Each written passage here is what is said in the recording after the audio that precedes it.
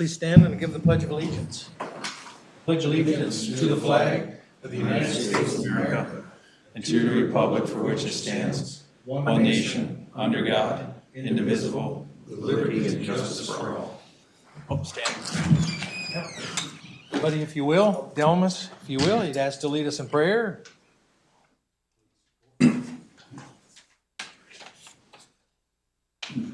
Lord God of all, be exalted, O God, above the heavens, and your glory above all the earth. We give thanks for your many blessings, and to have this time to do our city business.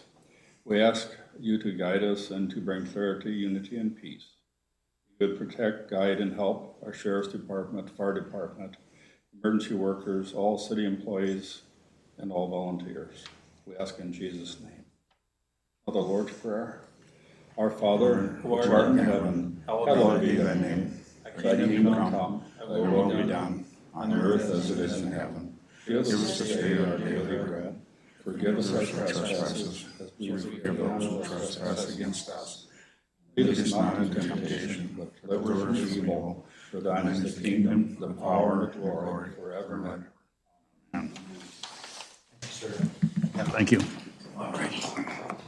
Are there any additions or alterations to the agenda? Mr. Walker, anything? No, I have nothing. Mr. Rush, anything? Yes, Mr. Mayor, I got a couple here. The first one under Fire Department letter B, if we can move that one. And I need to replace it with discuss, approve, disapprove open house. Captain Miller will explain more in detail on that. And then the other one, I got to add this repair estimate on the 2008 Ford. We can put that under new business. G.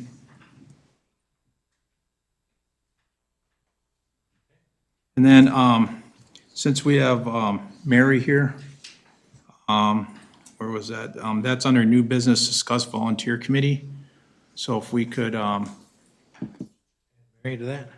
yeah, if we can move it kind of up for her so she can go home earlier. Okay, let's, Mary, do you need to be involved in the discuss volunteer committee as well? Or, Probably, and I have more spare time too, so it's. Are you sure? Yeah. Okay, leave it where it is, all right.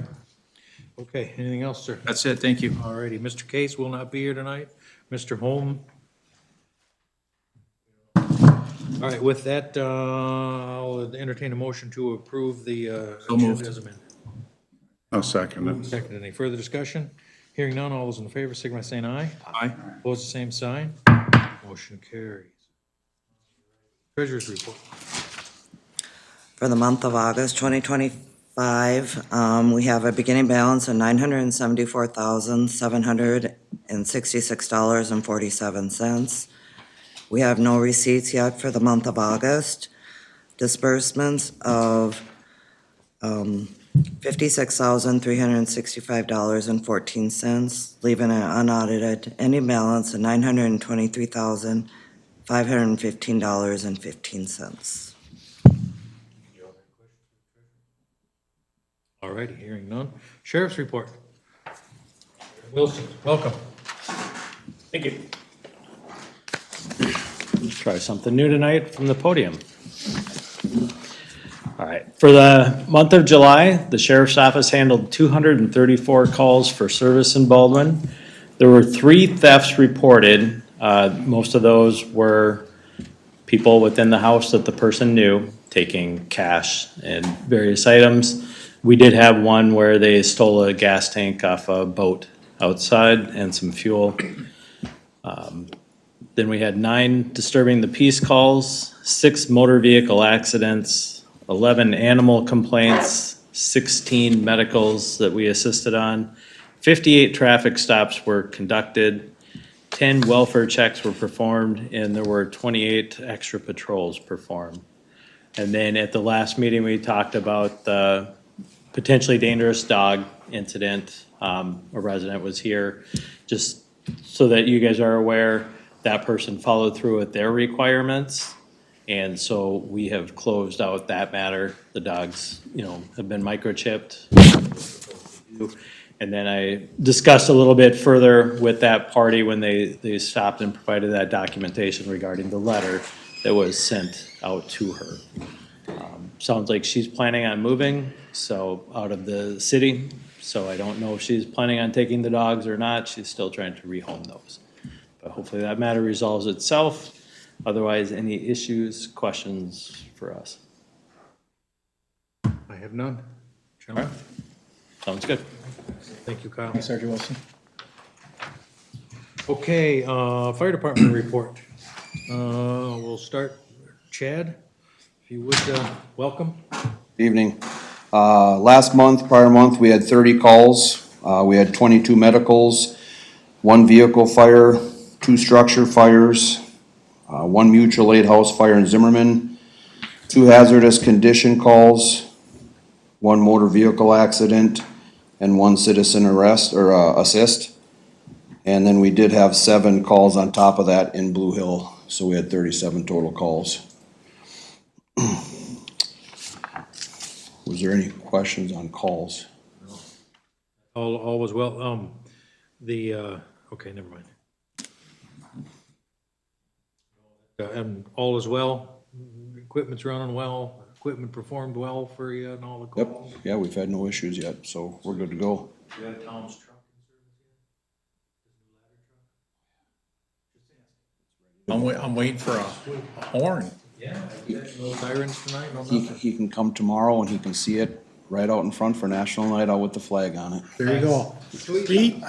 Picture opportunity. Perfect, absolutely. Hang Tom from the flag. What time is I'm that? standing on the. Is that 7 o'clock? 6 o'clock, 6 to 8, yep. Come on over, 6 to 8, right over here, yep. Thank you, sir. Okay, we'll move right into letter A, discuss, fire department training for a live burn. So, one of our Baldwin residents, well, Princeton residents moving to Baldwin, he graciously donated the fire department a house that we've trained in it. And, on 8/23, Saturday, we're going to be doing a live house burn, so we'll be doing live fire evolutions in each room that we can possibly do, and then 3 o'clock or so, we'll let the house go up and burn it down to the ground, so this would be a great training for our firefighters. To see live fire right now is very hard to get for training purposes unless it's in a shipping container. So, and we're holding it just to our department. We're not gonna invite Zimmerman and Princeton this time, just so we can get every evolution that we can for our people. So if any of you are wanting to show up, you're more than welcome to come and watch. I won't go in the house, though. We may be able to set something up. No, not. Yeah, so, so we're doing that on 8/23, starting at 8 AM, so. Good work, wonderful. Okay, Mr. Mayor, do we have any agreement with the property owner for, Yep, all the paperwork is signed and will be emailed over to Joan. And it's all forwarded out to DNR, and also the EPA has a copy of it as well. thank you. Yep, you're welcome. okay, letter B, discuss, approve, disapprove the open house. So every year, I like to just come get city council's approval for doing our engine rides that we've been doing it for the past 6 years or so. Our open house is on the 13th of next month from 11 to 3. So I'd just like to see if I could get approval again this year to do that. So moved. Motion is second, any further discussion? Hearing none, all those in favor, signify by saying aye. Aye. Aye. Opposed, the same sign. Motion carries, absolutely. Perfect. I appreciate that. Anybody have any other questions on fireside? Oh, see you tomorrow night. Can't wait. Beautiful. Thank you. Great day. All right, public comment requests, Joan, are there any? Approval of the consent agenda. Approve. Make a motion to approve that. Excellent. Is there a second? I'll make a motion to approve it all. Oh, sorry. Motion and second. Any further discussion? Hearing none, all those in favor, signify by saying aye. Aye. Opposed, same sign. Motion carries. All right, planning items, discuss, approve, disapprove, issuing request for proposals for municipal liquor feasibility study. Thank you, Mayor. So the city council's expressed interest in looking at establishment of municipal liquor. First need to begin that process was to look to undertake a feasibility study to look at market potential as well as operational costs and any other factors that would go into that. So city staff drafted a request for proposals that would be posted on the city website, issued to League of Minnesota Cities, and sent to certain consultants that the city staff is either familiar with, or Joan contacted the Municipal Liquor Association to get references as well. So we presented the request for proposal for your consideration tonight and request authorization to issue. How much would the proposal ballpark? Mr. Chair, so the proposers would include a budget as part of their. Okay, with that, okay. I'll make a motion to approve. I'll second it. Motion is second. Any further discussion? Hearing none, all those in favor, signify by saying aye. Aye. Opposed, the same sign. Motion carries. Letter B, discuss, approve, disapprove resolution 2520, AT&T Wireless. Mayor, AT&T received approval of a conditional use permit in May of 2023 to build a new cell tower at the intersection of 104th Street and 289th Avenue. The tower would be 175 feet in height. The property itself is just under 80 acres in size. AT&T didn't follow through with construction of the tower, so after a year, that conditional use permit voids for lack of use. They've submitted an application again to reinstate that approval. It's processed the same way as the initial application, including a public hearing held by the Planning Commission. Staff's review is that the request meets all the criteria for allowance of the cell tower on the property. They did provide a coverage analysis showing the need for the antenna in the tower facility at that location based on an existing gap in coverage. The Planning Commission held their public hearing on July 23rd. There was one written comment received prior to the meeting, which was included in your packet. Although we also had a representative from AT&T Wireless present who had agreed with the recommendations of city staff. The Planning Commission had no concerns regarding reapproval of this application and recommended unanimously that the city council do so. You have the resolution to approve the request as part of your packet tonight, and I believe we have a representative from AT&T here as well.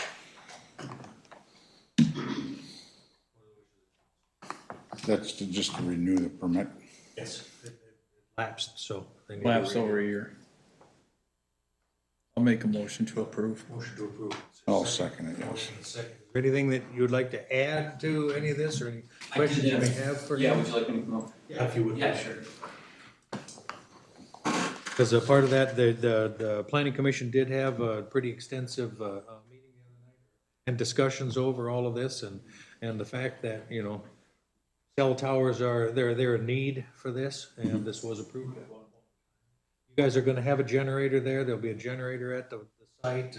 Yep, they use a diesel generator, that's right. And actually so the reason I wanted to come up is I spoke with someone from Rum River. Was it Lori? Could have been. Lori, okay, so she said that to get a building permit, the septic inspection, the 10-year septic inspection has to be done on that property, and so his house is about a quarter mile on the other side of the property. So she said she wanted to clarify whether you would require that septic inspection to be cleared. And Dan? Mayor, Ms. Bloomquist and I discussed this today. Because this is a secondary use of the property completely unrelated to the residential use, our determination is we're not going to require a septic compliance. Subject, is there any way we can make everybody's pole barns a secondary use to their? No. Yeah, right? Come on. You know what I mean? wish, but. Yes. Fix this, there's another battle, Bob, just saying. Yeah. Okay. All right, that was all, so. That is the answer to your question. Okay, perfect, I appreciate it. All right, we have a motion and a second to approve. Is there any further discussion? Hearing none, all those in favor, signify by saying aye. Aye. Opposed, the same sign. Motion carries. All righty, for the next one. Discuss, approve, disapprove, update on infrastructure committee. Mayor, we provided an update of the 7 meetings that the Infrastructure Committee has had to discuss existing and future facility needs related to City Hall, Public Works, and the Fire Department. Meetings are progressing very well. You're all aware of the number of people on that committee, so sometimes it's like herding cats in the right direction, but I would call the progress that they're making very positive. And there have been good discussions as part of these meetings. It looks like work to date is going to lead to approximately total of 10 meetings where the council had previously authorized 7. That would include a public open house hosted by the committee, so invite the public in to see these facilities and hear on a preliminary basis what the committee is considering recommending to the city council. They'd also hold an actual public hearing before formally making recommendations to the city council on future facility improvements. The other thing that we're bringing this update forward for is the committee needs some additional information provided in order to make their recommendations. That would include soliciting quotes to have the existing facilities brought up to code or at least address life, health, safety issues that the building official had identified. Working with Brunton Architects to modify some of the plans that they've put together. The committee feels that the facility as designed should incorporate some additional second floor space to accommodate future staffing needs that the city is likely to have over the life of the building. And the third item would be to have Ellers and Associates work with city staff to outline preliminary cost estimates and financing options. Basically boiling it down to if you do X project, what's the impact likely to be to an individual property owner within the city? They all feel throughout the discussions that ultimately is a council decision, but one that they need information in order to make a reliable recommendation to the council. So that's the request from city staff tonight, is those 4 items outlined on the agenda and in the memorandum in your packet. Mr. Mayor? And Cooper, since you are here, you are the chairman of the committee, is there anything you'd like to add to that? Or concur, or? I concur. Okay. Do we know how much, like, for costs, like for Brunton, anything like that? How much is that gonna be to provide additional cost estimates? Mayor, we haven't asked for estimates on this. Basically what we want them to do is update their spreadsheet on the costs. And I don't think they need to actually design the second floor space now. They just need to kind Just of a ballpark figure. ballpark figure it at this point. So the expectation would be to try and minimize the cost as much as possible. And I would think that for where we are, what we've done so far, an update, really there shouldn't, I would expect Okay. Well, no. unless it's much more in depth Yeah, that's what it was. than what we've done. Yeah, everything else I totally agree with. I just wanted to. Okay, so, let's do this, and I'd like to see 4 motions here. A motion to approve authorizing staff to obtain quotes for deferred maintenance. So moved. Moved, is there a second? I'd second it, yeah. Second, any further discussion? Hearing none, all those in favor, signify by saying aye. Aye. Opposed, the same sign. Motion carries. Number 2, they're authorized Brunton Architects to provide additional updated cost estimates. So moved. Second it. Moved and second, any further discussion? Hearing none, all those in favor, signify by saying aye. Aye. Opposed, the same sign. Motion carries. Number 3, authorize Ellers to provide financial information. This might cost a little bit, you know what I mean, because they're not gonna do this for free. We're gonna have to get them the numbers and these kind of things. I don't know what that is gonna be, but there will be. Probably be a some couple cost. $100, I would I'm imagine. assuming, yeah, I would say if you're gonna do that, let's authorize up to 500 or 1,000 at this point in time. You know what I mean, just so that So moved. we don't get stalled. 1,000? Yep. Motion is second. Any further discussion? Hearing none, all those in favor, signify by saying aye. Aye. Opposed, the same sign. Motion carries. All right, number 4, authorize additional meetings for the infrastructure committee. Dan, do you think 3 would be sufficient? I believe so at this point. Need more, we need more. We can come back and ask for We can more. always come back for more, but 3 will work. So it's a motion to approve 3 additional meetings. Make a motion to approve that. Moved and seconded. Any further discussion? Hearing none, all those in favor, signify by saying aye. Aye. Opposed, the same sign. Motion carries. All righty, discuss code enforcements for zoning. Mr. Chair, so in your packet was a spreadsheet updating code enforcements. We've got a number of items going out, 3 additional step 1 notices, that's the preliminary. We've received a complaint, we'd like to talk to you about it, requests. 6 administrative notices for properties that have previously received that step 1 letter that either didn't respond or haven't complied. And then 3 citations for failure to comply with administrative notices. If you have any questions about specific properties, we can address those. Need specifics from us. Just authorization to send the highlighted correspondence on the spreadsheet. So moved. All right, motion. Is there a second? I'll second it. This is that other one too. Motion is second. Any further discussion? Hearing none, all those in favor, signify by saying aye. Aye. Opposed, same sign. Motion carries. Discuss building permits for the above-ground temporary pools.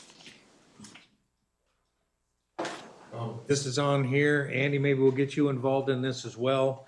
We need to have building permits regardless of the pool, correct?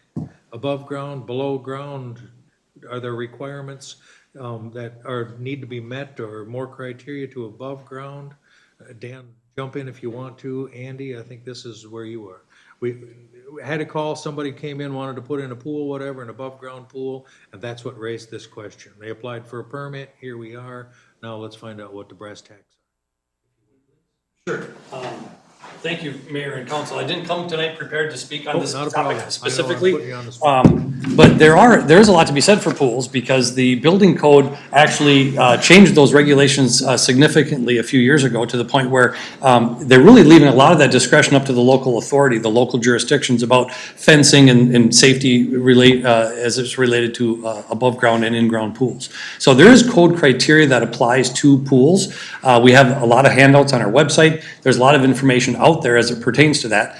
But at the end of the day, a lot of that discretion, again, is picked up by local cities and townships. If they want to have a 4-foot non-climbing fence with a self-closing, self-latching gate, all of that criteria, or they can also adopt what's called the International Pool and Spa Code.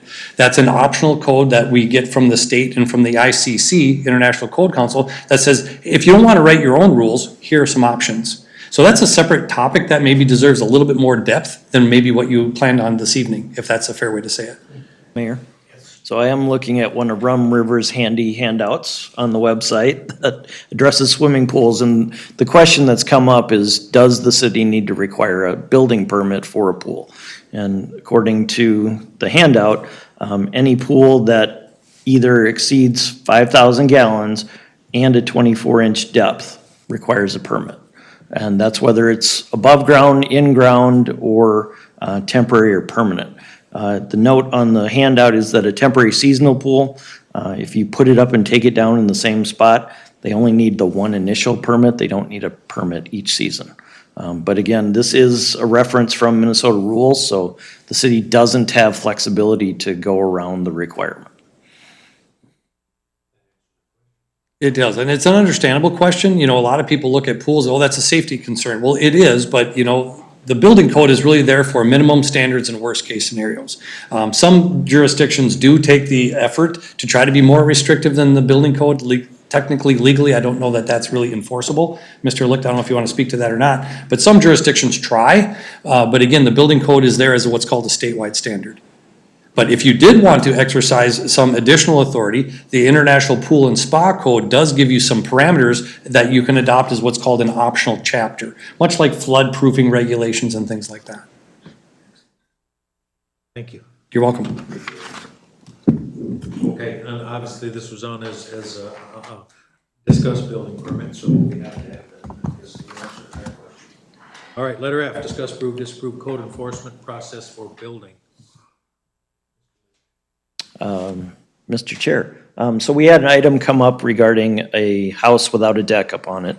And so the question is, obviously, that's a building code violation, not a zoning violation. So in order to streamline the process as much as possible, it would be best if that was handled primarily by Rum River in consultation with other city staff as needed.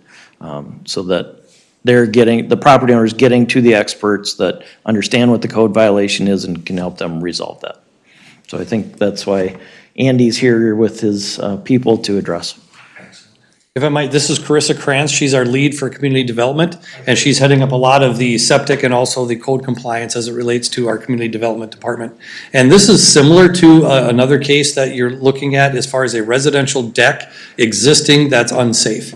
Now, there is building code criteria that applies to this, of course, and I think the first statement that we'd like to say publicly is that when in doubt, apply. Let us know what you're up to. What's the scope of the repair? What's the scope of the work? Because sometimes building permits are required, sometimes they're not. It depends on the scope of the project, and that's why we're always asking to engage with an application. Because then if a permit is required, we can walk through that process. If a permit isn't required, then we document that in the file, which is also great to paper the file. That documentation is really important. So in this case, it was another, do you want to speak to this a little bit on the deck? Which one? On the deck without the safety? Didn't have any railings, I believe, right? Correct. Yep. So it is an existing deck without a guard. So that is an unsafe condition, but how we approach that, we really need the buy-in of the council, mayor and council, as far as how to approach this. Different jurisdictions have different temperatures, if you will, as far as how they would like to address that. First and foremost, we're educators. We want to send a letter, we want to send them communication that says, here's what needs to happen in this situation, here's the guard height, here's the handrail configuration. And again, as Mr. Lick says, our handy handouts do a really good job of identifying and summarizing the code as it pertains to a particular situation. But as far as how to react to this information, we're really hoping for some guidance from you as far as how to, because we can send letters and we can notify them of the code criteria as it applies to this, but what do we do after sending that initial letter? Well, and Bob? And I'll chime in on that. I think the letter, whether zoning and sent by Dan, or if it's dealing with code enforcement for building sent by Andy or his team, Dan and his team, or myself, because I send for a lot of clients because they don't have Dan or Andy. But I do think judges want to see that we try to resolve this through a letter by educating and helping the resident understand what the issue is and why they need to comply. When they will not comply, and after a letter, some communities send one letter, others will send more than one. Eventually, if they do not comply, your only option then is to file a lawsuit. And that does happen in my world. First time we filed a lawsuit, Minnesota has a unique system, which is not around the rest of the states, where you can actually draft a complaint, you serve it, and you don't file it yet in court. And on the one that we just did for Mr. Anderson, which is a deck above ground, no railings, been that way for a long time, ignored all of our letters, authorization, instructions from the city council were to serve him with a lawsuit. We have not filed that lawsuit yet. We have only served him. That got served on Thursday night, and Friday we got a call. So it does have an effect. So I would say in terms of process, to summarize this, we stay the course in which you have historically done, where whoever is the primary contact for the type of noncompliance violation, whether it be zoning in general would be Dan, anything dealing with building permit issues, it would be Andy and his team. But you oftentimes will see issues where they cross on pieces of property where they cross more than one. And in that case, I think what we're going to need to do is get both Dan and Andy involved and have them communicate themselves about who's going to take what issue. And I would prefer to see some sort of a coordinated response from them so that one letter gets sent to them with all of the information, because it'll make my life easier when we later need to bring it, where we don't have this letter where it talks about this and this letter talks about that. I'd rather have one letter, either on one of them's letterhead or the city's letterhead or my letterhead, to educate this property owner and the judge. Because ultimately, a lot of times when we're writing these letters, I know they're not going to comply. But I'm writing it so the judge can see what we've asked them to do and why. And I want the judge to get mad and say, why haven't you done this? And hopefully that'll help me in doing a motion for summary judgment, or we ask, Judge, we don't need a trial. You just rule in our favor based on the facts and the law. And So if I might, thank you, Mr. Rupia, if I might, we have a certain percentage of success sending our letters. And if that isn't successful, sometimes a letter from the attorney gets a little bit more attention, and then that success rate is a little bit higher. What we're trying to do is avoid, right? it's expensive. It is. We want to It's- avoid it at all costs. So if we can do our part by educating and informing, again, we'll have a certain level of success in that. And if we're not successful, we'll call in Mr. Rupie, because a letter, as you said, the last resident got a letter on Thursday, they responded, or they called on Friday. So if we're not successful, perhaps you could bring in the attorney at that point to send a letter, and then hopefully that would gain some traction. And, I'm sorry. And I agree, you know what I mean? However, when we get down to the brass tacks, I think Bob is absolutely right. I mean, this is pretty much a blatant, this is a deck without a railing. This is a building code violation. I think that makes sense. But depending on what the scenario may be, I think both Dan's office and your office need to look at things like this. Make that determination so everybody's had a chance to take a look at it. We don't want any cross or doubling either. And Mayor, I would say in this example, that's exactly what happened, is it came to me first. I looked at it and said, well, this is clearly a building code violation. And there have been others where we've had to communicate and decide, where under the regulatory umbrella does it fall, so. And if I might, this also pertains to the 3 septic systems that are also on the agenda this evening. Do you want to speak to that? So we have 3 non-compliant systems that exceeded their deadlines to come into compliance. And we are just looking for direction. We've sent out now 2 letters within, let's see.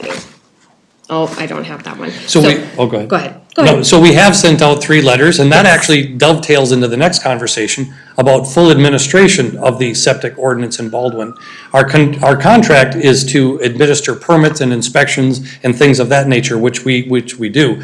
The following up on the compliance and the non-compliance, sending these letters, as well as the annual septic report to the MPCA is the second part of this conversation, is that our contract typically calls for that to be billed on an hourly basis. And I just want to make sure that the council is aware of that, so that if you start getting when you start getting invoices monthly for code compliance related to septic and building violations, as well as annual reports from the septic to the MPCA, that is billed on an hourly basis. Okay, and then also understand too that the documentation's got to come at the specific hours, whatever, to the specific PID number, if you. Correct. So that way, when we assess it to taxes or do what we do. And we had that conversation with Joan as far as making sure that the identification, when it comes from the billing perspective, what line item or what address that's pertaining to. Correct. Okay, and then also too, I'd like to add one other thing in case. Can I just, Yeah. not only the name, address, but also PID number. Correct. He said that. Did he? Yeah, Jay said that. Wow, you're thinking like me. This is scaring the living snot out of me. You're good. But, and so, with the railing and things like that, I would think, send them a letter for sure. You know what I mean? But if you don't get any compliance, whatever, from them or nothing back from them on the first letter, let us all know. You know what I mean? So this isn't a surprise. We've been going at them for 6 months here trying to figure out, right? You know what I mean? Because I think we want to do 1 or 2 letters and, Normally, no, usually it's 1 or 2. and then at that point, then we're going to stick him on. Right. And Andy, is that different than the one that we already drafted the complaint? Is that a second one? It is. So the first one, just for recollection purposes, we had one of our field inspectors out doing a roof inspection and noticed a deck without a guard. Well, we're trained observers, we kind of noticed that. And so we wanted to come to the council and say, how do you want to handle this? Because we have 30-some clients and everybody treats that a little bit differently. So that's why we wanted feedback from mayor and council on that one. And now this is a second one that was brought to us from a member of staff. Correct. And I think the one that Bob is talking about, not this one, but the one that Bob's talking about, I mean, that's a blatant disregard for the code. I mean, somebody's gonna fall off that deck and it's gonna be, we need to step ourselves into the position of, getting ourselves out of harm's way, if you will. We understand there's a problem here, we're gonna make you aware. do have a problem there, so that it Right. doesn't affect us. And if I might, today, we had a great conversation with Mr. Rupy, Carissa and I did, as far as how to handle that. When somebody comes back and says, okay, what do I need to do? Well, in order to make it safe right now, block the patio door, put caution tape at the bottom, let it be known that this is not to be used. You know, you can't have lawn chairs out there and things like that. And that shows some, or demonstrates some willingness to complete what needs to be done. Right. So the mayor and I had a chat about this before the meeting. And Dan chimed in, he had a great idea.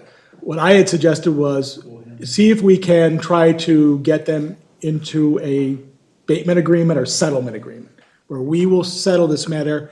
And one of the conditions would be that the door to the sliding glass door has to be locked at all times. I suggested putting in, like you see in hotels and stuff, sometimes a piece of wood that the sliding glass door can't be opened. And then Dan had the idea of also nailing a piece of wood out across the outside. So if somebody did get the door open, they would have to physically get by this barrier.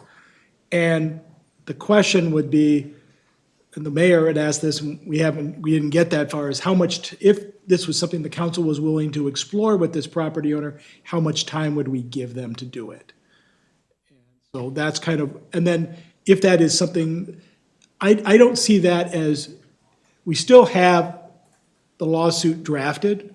We haven't filed it in court yet, so there's nothing on the court's docket yet where we have no filing fees, we have no court judge assigned. So this is the time to try and resolve this. If we could, it would be with the understanding that if whatever deadline imposed by the city council is not met, that the property owner would be giving us a temporary easement to go on their property, to either take the deck down, because then there's no problem, or put railings on, and any cost incurred by the city and their contractors, because we're not gonna do it, would be assessed against their property without objection.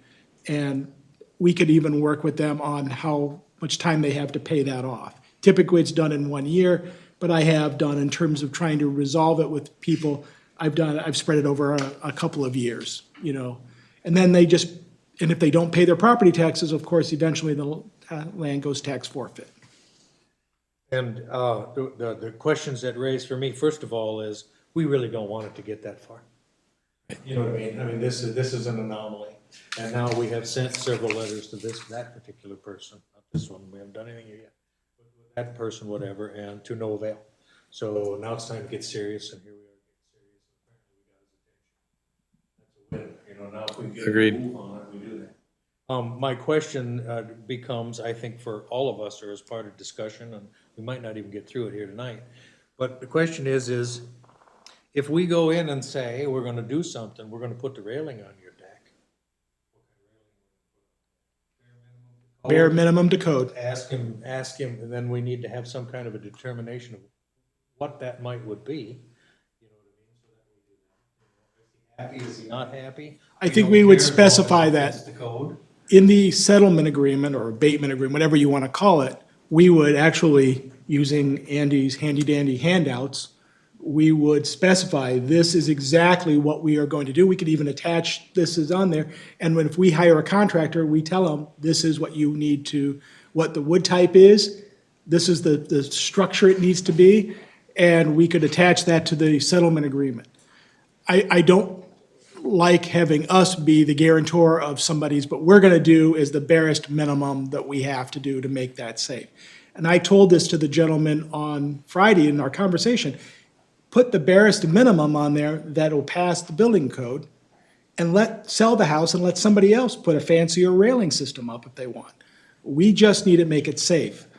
And that's what I would be proposing in any resolution of this.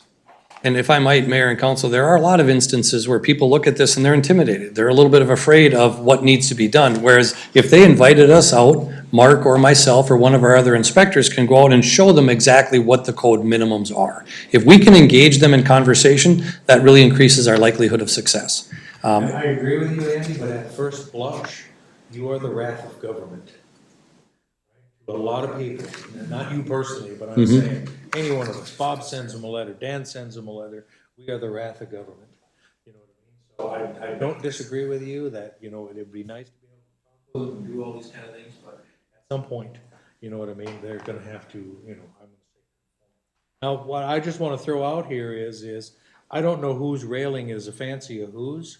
I would almost, in this conversation, be willing to say that it would be better that we tear the deck that's there off of the house, not add a railing, right? Because now we're making it conform to code, whatever, and then they're gonna nail something across the door.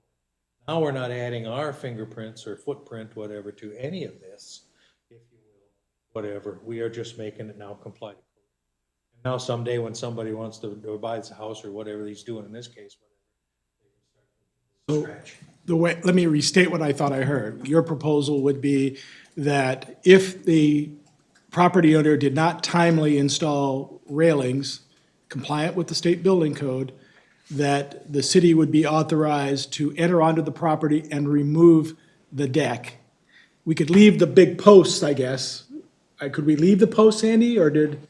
Not unless they were braced properly so they didn't fall down and hurt someone. The footings could probably stay in the ground, there's no harm that, but anything above ground in order to remove any safety concerns would be removed under this premise. And we would leave it on the property, The material itself, material itself? on the that property? there might create another hazard as far as outside storage of construction materials. So you would want that removed from the property? Correct, because construction materials generally are allowed to be stored outside when they're in conjunction with an active project with a permit, correct? Otherwise, outdoor storage of building materials is generally frowned upon or against ordinances. The cure here, the best scenario here is if we can get them to put a railing up on their deck. I mean, this is it, for everybody, but when push comes to shove and we have to do something,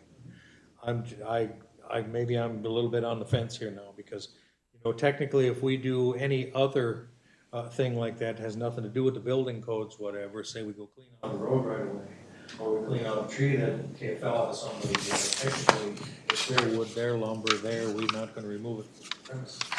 So in this particular case, it would be tear the deck off and stack the wood in a nice neat pile somewhere, literally, or whatever is left of it. Because technically, when you walk up to there, if that board was across the door and there was no deck there, we wouldn't be having this conversation. Correct. But now there is a deck there with somebody refusing, or at least not paying attention, you know what I mean, to finish it to code, and it's a safety. I guess I'm open to discussion. Yeah, Mr. Mayor, if I may, so has this happened in other municipalities where you guys actually gone on the property? You have? Yes. All the time. Okay, just making. But it's legal. That's not, I wouldn't be advocating for it. It's legal. And actually, when we go to court, the proposed order from the judge is to order them within a certain period of time, whatever the judge feels like giving them, time to do it, with the understanding that if they do not do it, we will go and do it at their expense and then put it on their property taxes. So again, by doing the settlement agreement that we've been talking about, I don't know that you get anything different than what you ultimately probably would get from a court. But we don't have any of the filing fees, court costs, and motion costs and stuff, and time. Because it's, anytime you do, even if I immediately did a motion for summary judgment, which is what we typically do, judges have 90 days to rule. So again, it's still this delay, this issue is still out there, and there's nothing I can do about it. You're within the court's cycle and the court's scheduling. So I would suggest that we at least approach the property owner about trying to resolve this informally. If they will not, then there's no harm, no foul. We go and we proceed, and God help them, because we'll go for everything and we'll ask for costs and attorney's fees.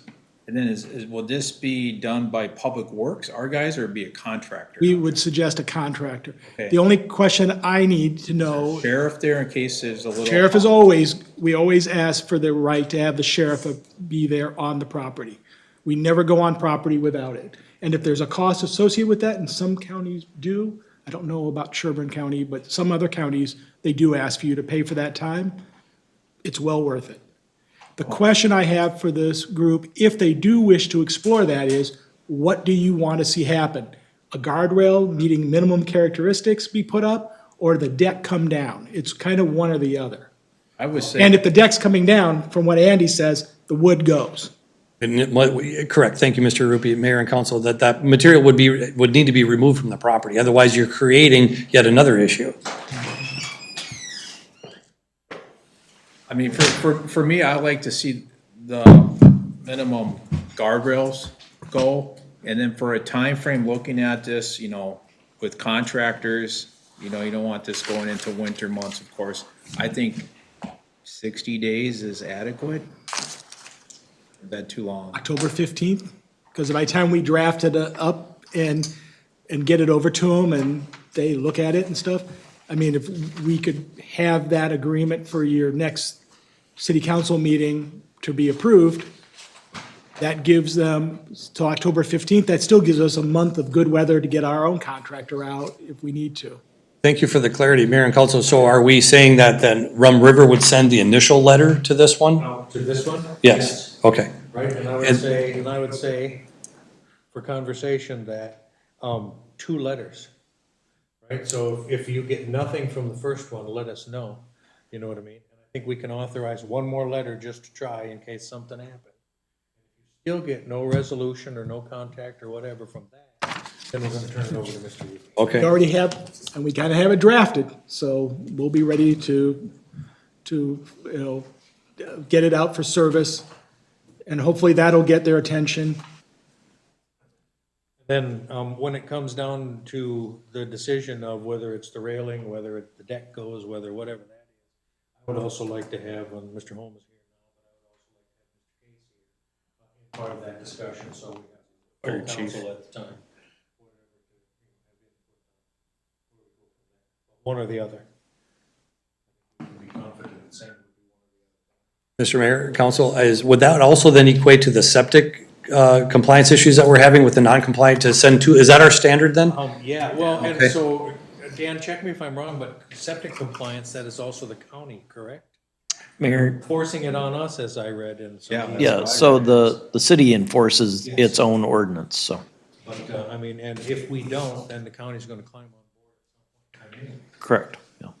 so yes, that would be the very same thing. Okay, so we would look at code violations, whether it be building related or septic, under the same premise that we would send 2 letters trying to get voluntary compliance. And if we weren't successful, we turn them, Dan would be in concert with this, of course. But at that point, then Mr. Rupi would be brought in to send one of his letters, hopefully increasing the rate of compliance. Exactly. Understood. And I would say also that if there's an immediate health or safety issue, we don't wait. Thank you for that, because there are instances where that comes up, and that's what's called an imminent health threat, where there's surfacing raw sewage, unsafe electrical components and things of that nature, where that is in the ordinance that must be abated immediately, which means we need to go out there, not lights and sirens, but literally as soon as possible to make sure that threat is eliminated. They do have a certain time frame to replace or repair both an imminent health threat and one that fails to protect groundwater. But with the imminent health threat, all bets are off. We need to get out there ASAP in order to rectify that. Sherburne County did state that if there's an imminent threat, that they do want to be notified of that, As well. and they want to be involved in it. Okay. Yep. Kind of like an FYI. Something else I would like to ask is with the $85 an hour, so typically with the code enforcements that Dan's did in the past, it's basically sending a letter. Sounds like there'll be more time with Rum River, doing these compliances. Should we be invoicing these residents for that $85 charge? No, not right away. We will, let that build up until we have fruition, right? You know, I mean, that's just the way that works. Typically, most communities, if we get a response, So when- we absorb it. If we do not get a response and we do have to go and take action, in this case, I'll leave it to the council to decide with Mr. Anderson, whether, what they decide ultimately to do, but we reserve the right. And all the letters that we send, we tell them, if you do not do this, this could be put on your property taxes. And we typically will want to make sure that in any sort of form letters that Andy or Dan is sending out, that maybe we review them, because I'm assuming for a lot of these, that's what it's going to be. That's, so we would like to see those and make sure that the language that alerts people that we may do that. And before we actually pull the trigger and certify it, I like to see that we've given them notice, saying, typically what happens is, you ignore us, we send you a letter saying, if you don't do it, we're gonna go do it for you under this provision. We go do it, we send them a bill, they don't pay, and we tell them, if you don't pay this within 30 days, at this city council meeting, we will consider putting this on your property taxes. Come and talk to us. It's like a public hearing, so to speak, on that. That, I think, gives us much more credibility if we ever get challenged in court. Understood. Mr. Mayor, what do you need a motion on? What's that? Well, no, I think we have our process in place, as long as everybody's in the same place. We would expect you to bill us monthly, whatever, for, whatever. Our involvement, certainly. You know what I mean? Again, please make sure that it is attached to a PID number, whatever that is, so that we can understand. Okay. And have that. And then I think, again, just to reiterate, one letter for sure. If you guys hear nothing, please let us know. Let Dan know, or Bob, or us, or Joan, whatnot. We've got nothing. That starts the clock ticking and keeps us in the loop as well. You know what I mean? Then you would send a second letter, and if that still is nothing, then what we're gonna do is, within 30 days of that letter, if you will, And then I think what we would do is look at that on a case-by-case basis, and either another letter or refile. Right. and depending, and this is a deck with no railing, you're talking about a septic system, whatnot, which also gets zoning involved, so there may be, I think each one of these is gonna have to stand on its own merits with possibly its own criteria. Because it could be very different scenarios. Right. There's a lot of variables involved, and I think you're right, Mayor, is that once we get, now that we have this process established, typically it's 2 letters, then we'll CC Joan, of course. The next ones will be a lot easier and less timely, or less time consuming, I should say. There's one more piece to this, if I might. Mayor and council, is the time spent to administer these issues in the compliance inspections. So when a compliance inspection is performed, whether it be driven by the county because there's work going on, or there's a sale of the property, or whatever the case might be, the MPCA requires that septic inspector, that's a private septic inspector, to complete a certificate of compliance. Whether it passes or fails, they send it into the local jurisdiction. In this case, it's Baldwin. Rum River has been administering those up till today. Well, we're still doing it. But the fact of the matter is that that's outside of our contract for permits and inspections. So the full administration of your septic ordinance is what I wanted to call attention to, primarily as it relates to receiving, filing, sending letters for the non-compliant septic systems, as well as the annual septic report to the MPCA. That is a service that we provide to some of our jurisdictions that need it, that they don't have the in-house staff. Some people take care of it, or some jurisdictions take care of that in-house. What we're asking for is direction on how to handle that going forward. To date, we have recorded 15.6 hours tracking those septics. So what we're asking for is consideration of that, of a subsequent invoice to that effect, and also permission to invoice that going forward. Instead of in-house taking care of that, we could take care of that for you. So we don't get a lot of them. So a lot of them compliance is on a very rare occasion. We don't get the septic compliance. It goes directly to you guys. Correct. And that's what septic inspectors are used to, either sending it to the county, sending it to the township, or right to the individual inspector. And in this case, since we're contract, they just think that they're doing the right thing, which is fine. But by law, they need to send them to us within a certain time frame, and I forget what that is.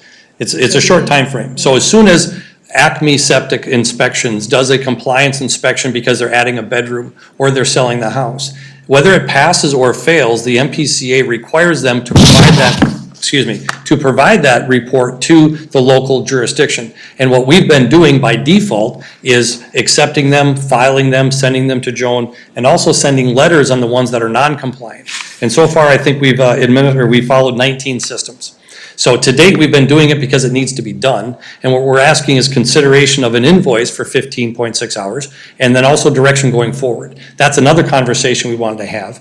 And additionally, is that we have a letter coming out that outlines that program a lot more detailed, and you should be getting that within the next few weeks. We can talk about that perhaps at the next meeting. So, Mr. Mayor, So Andy, how much are you looking at like per hour for the administrative? Our contract is $85 per hour. 85, and you would like also probably, I'm hearing like an addendum to the existing agreement outlining the septic. I don't know that that's necessary, Councilmember Rush, but I think it's in our contract. I know it's in our contract for $85 for services required, but I just want to make sure that we're on full understanding what that entails. So I don't know that we need an addendum to the contract or anything like that, as long as we have council permission and direction to do so. Yeah, I think you're fine. I do think that the contract as written, addresses it, but I also, since you've been doing it historically without cost, and you're now asking for that to be something that you get reimbursed for, I do think it's appropriate for the council to consider it and to make that decision. Do you want to do it in-house now moving forward?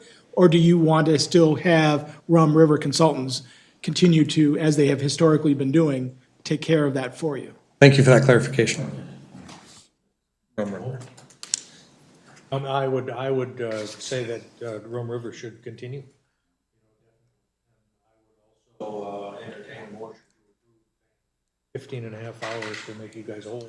Thank you. You know what I mean, on that. And then moving forward, will you be able to, I hope now, but for sure moving forward, here we go, attach the hours, the applicable hours to each PLD? Yes. We have a way. We will work with, yes, we will work with our invoicing and to make sure that that's, and Joan will be copied. So especially now that we're just getting out of the gate with this, we'll make sure that Joan knows what we're doing every step. All right. Is there a motion to approve that? Yeah, I'll approve up to the 15.6 at $85 an hour. I'll second that. Motion to second, any further discussion?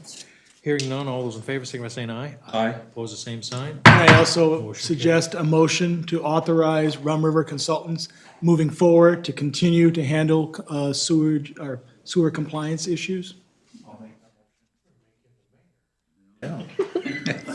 Holy Wilson.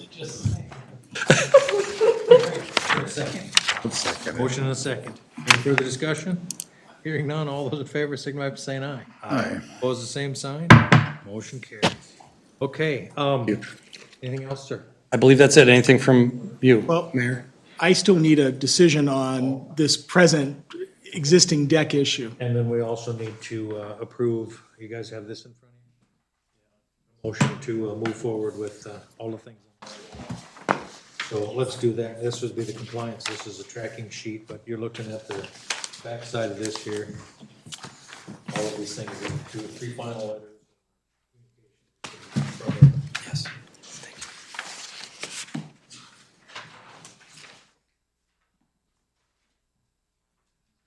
Oh, thank you.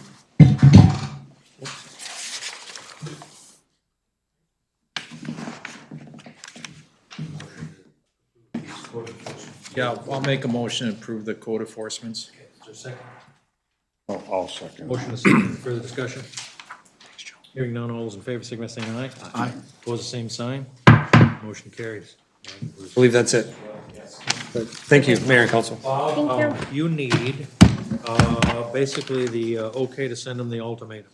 Question is there at least to try and, I just need authorization from the council to try to see if there's a way to resolve this informally with the property owner. This is the deck without the required railings.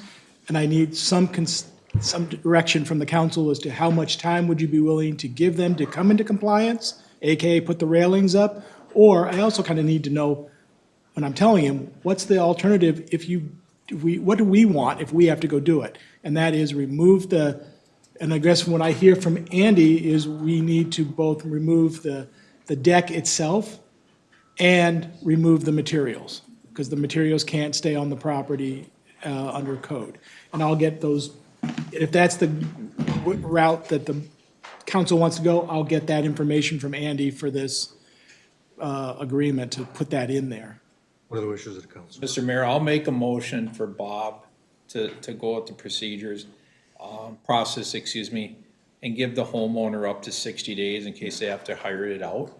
That will give them, ample time to get this matter resolved, hopefully before, middle or end of October. And then, if not, then, it sounds like we would have to remove the deck and then put a board across, if I'm understanding. I second that. Motion and second. Further discussion? That gives me instructions. Thank you. Hearing none, all those in favor, signify by saying aye. Aye. Opposed, the same sign. Motion carries. All right. F and G, correct? Oh, no, yeah, yeah, that is F and G. All right, Park Committee report, Mr. Rush. Yeah, we've had, vandalism, as you well know, at the parks, with the porta potties being tipped over, the hand sanitizer thrown into the, urinal there, and, also park benches, picnic tables, chained to trees being thrown over there. We did put this on our social media accounts, so it seemed to help, so we, see guys, we haven't had any, more vandalism yet. Cameras were ordered, they're gonna be installed, I think, tomorrow is what we're looking at by this week for that. Also, we're getting parking lot quotes, for Young and Goose Lake to see about that with the parking stalls that the, city council already approved. We have a lot of park rentals, the past month and this coming month. And then, of course, we have, the Baseball Association asked to use the fields for Fall League.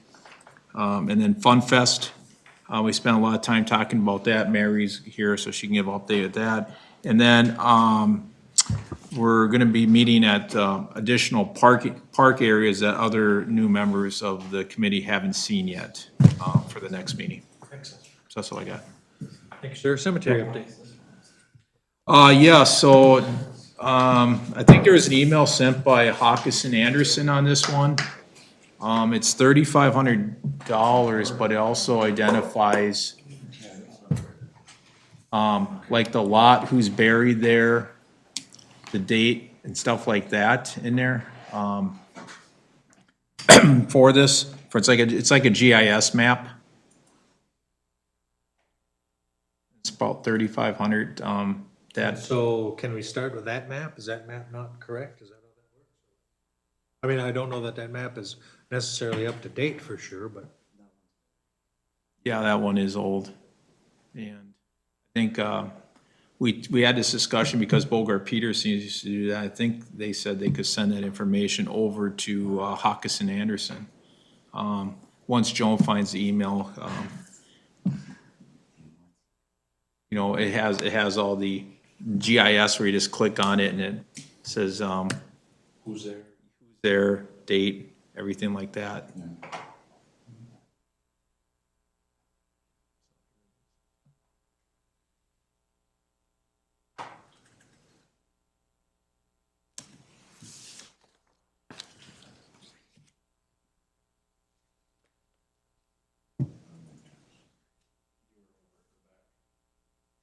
Right there in the corner.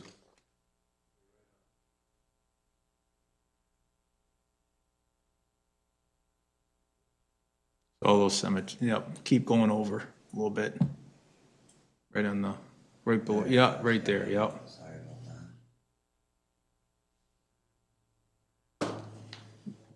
So the question is to approve Hawkinson Anderson, right? Yes.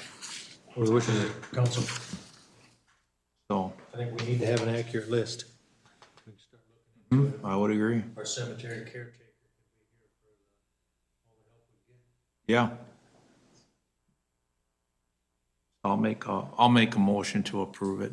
Is there a second? I'll second it. Motion and second. Any further discussion? Hearing none, all those in favor, signify by saying aye. Aye. Opposed, same sign. Motion carries. One caveat to that, once that is done, then are they gonna also update it and continue with?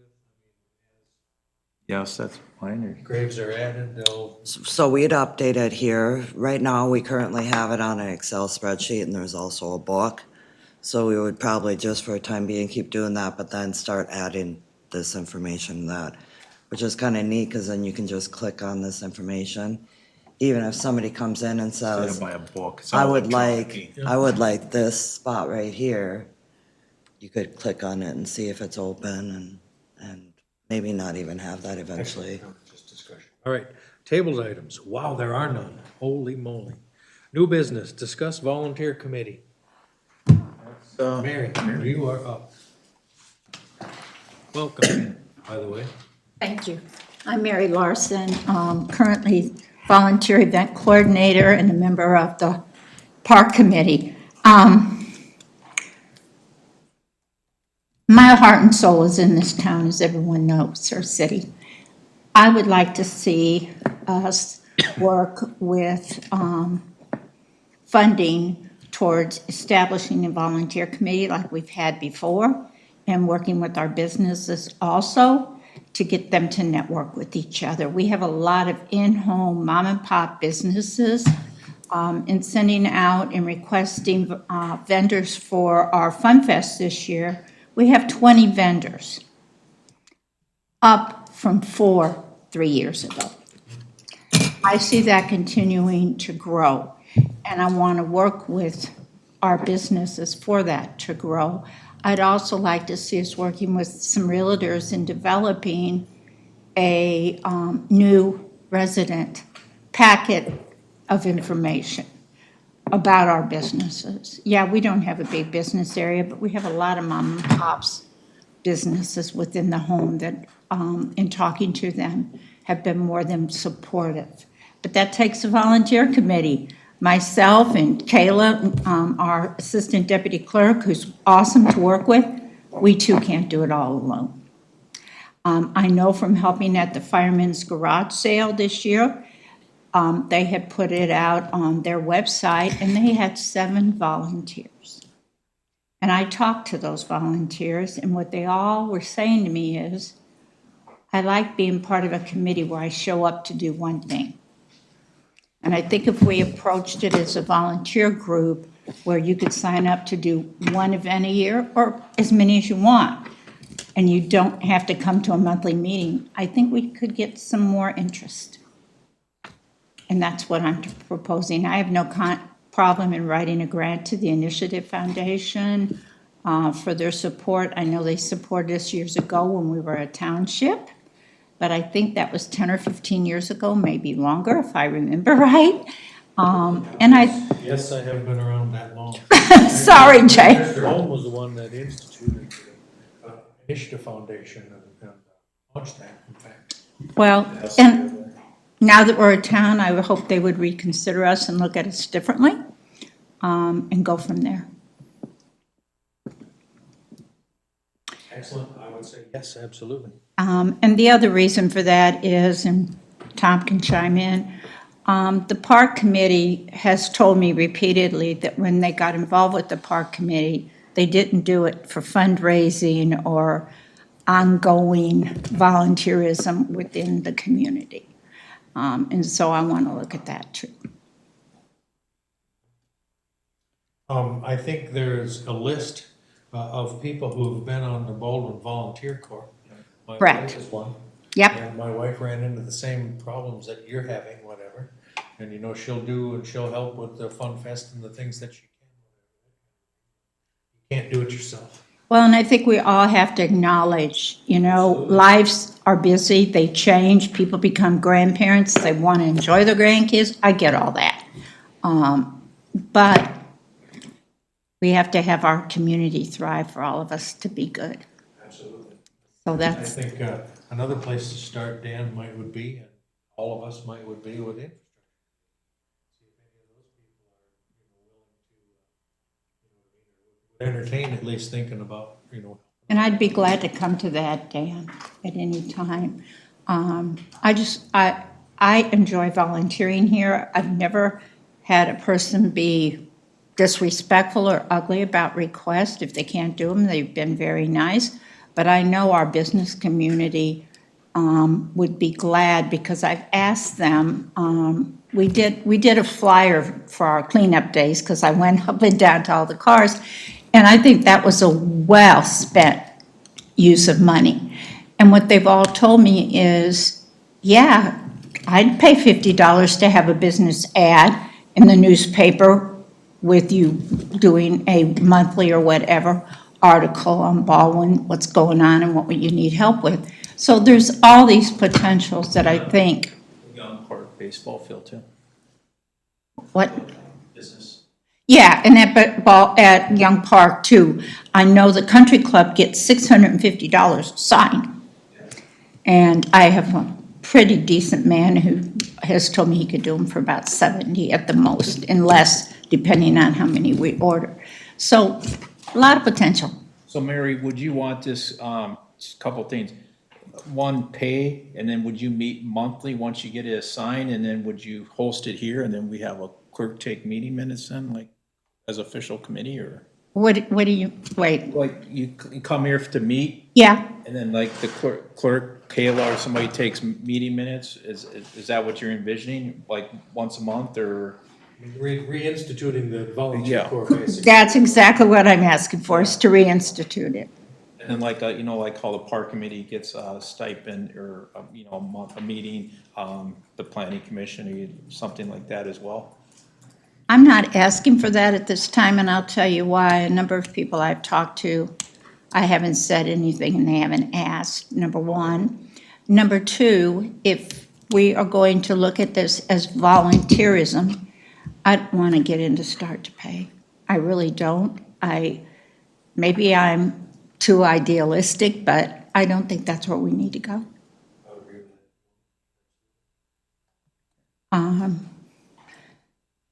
Is there a particular night you like to meet? Because I know we have planning commission here, we have parks. I think we'd have to sit down and figure out what's a good night. And I'm open to that too. I just see a lot of potential here, and in talking to businesses and different things, I just want to see it grow. I think what we could also do is use our text, government, to send out texts to those that are receiving them, to come to the reinventing of the volunteer corps meeting. Well, and also, Jay, I have found face-to-face contact is the best. When I was going up and down handing out the flyers for cleanup day, I continually heard, "Thank you for a printout, I can put it on my refrigerator." Consistently heard that. I think we spent a couple $100 on printing those, maybe I'm wrong. What? What? Just like our newsletter that we used to have. We used to send out a newsletter, yes. Well, I'd rather do the newspaper if I can get enough business ads to support it. I think that would be the way to go. I know a lot of people say, well, people don't read the newspaper. I found out people do read it. Like a newsletter. Yeah. Yes. And the other thing I wanted to work on as part of the volunteer committee is seeing if we can get like block captains in the different sub areas to relay information to their neighbors for us. So a lot of potential. Kayla and I work, and I think Joe would agree, Kayla and I work real well together. We have a lot of the same visions. I heard that there is a realtor on the planning commission now, so I'd like to touch base with her on where can we find when residents move in and do a welcoming to them and information. And some of our local businesses have already said they'd give me ads, so. Thank We're you. all on board with that, correct? And I'm still working on getting fireworks someday. I figure if the town of Stacy can do it, we can do it. You get a nice sign out there. It says fireworks on it? No. You don't. Okay. So, anyway, that's Yes, it. I'm on board with all of that. Oh, and then one last thing.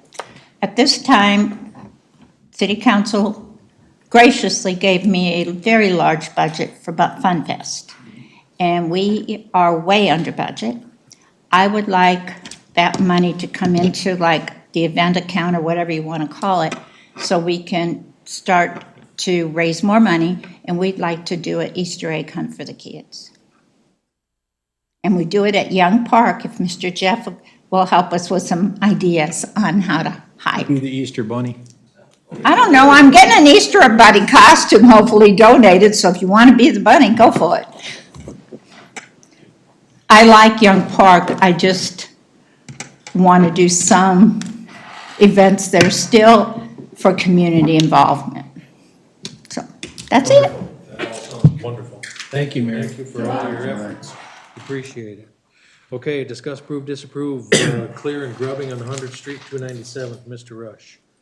Well, I think this one will have to probably be tabled because I know we're working on a letter for the residents, and you guys are looking at like doing some tree compensation or something like that, or, Correct. so. Then, I'm not sure, we'll have to get with Shane and/or Sam to find out where the costs estimates are on what he believes that would be and what it's really gonna entail. The letters that did go out to all the residents, the letter that the city approved, my office mailed along with a copy of their easement and the contact sheet that we're trying to get them also to sign. So that packet of information went out to 40-some properties. That happened last week.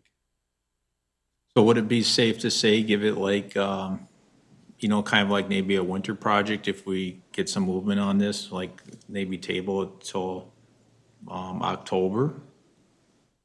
I think that's too long. I would No, this suggest was a maybe, winter project if I would suggest that we keep trying to get these easements because it's gonna take so much time. And almost like we also, the other thing you need to consider is possibly also looking at what next year's project might be, or, you know, a year from now, and we start getting these easements. Because it is taking a lot longer than we anticipated to get them. So, and we are, I mean, We do you know, got. people are, Joan's handing them to me, we are getting people. I've been working with people to, you know, to change things that they'd like, that we can do without coming back to you for any sort of approvals. So I would suggest we continue down that path to work with Shane and identify what trees actually do need to be removed, what those estimated costs are, so that you can make an informed decision, so we can alert those people, this is what we want and this is what we can do for you. Whatever your policy ultimately is. I wouldn't wait. Mr. Mayor, Bob, answer your question. Yeah, I was just talking about the tree grubbing, but we did get a capital improvement plan that Hawkinson, just, I think it was it yesterday or the day before? It was a preliminary 5. Yep. So basically, my suggestion, we got like 305th and then the street out here, was it 303rd? I was thinking those two roads, since they're close, and there are less easements, of course, but I think, like I suggested the previous meeting, instead of investing all this money until, you know, your fees, the Hawkinson Anderson, the engineering fees, we kind of have like an open house, like, hey, we're planning to do your road kind of a, you know, and see how we get the warm fuzzies. If you get the resist back, well, then you know we don't have to start dumping money into these roads without, you know, a good feedback from those residents that are impacted on that road. Then that may be a discussion you might want to have with Sam and Shane about what road would they propose that you look to in the future, how much, they can eyeball it about, how, you know, we're going to need a lot of easements, very minimal easements, you know, what's the proposed assessment amount, or there, if not, no assessments, what's the estimated construction cost? But you guys should start having that discussion now for something that, even if you're gonna do it next year, or next summer, or next fall, I mean, because it's taking a lot longer than we anticipated. And that's good conversation for a budget meeting that's coming up as well.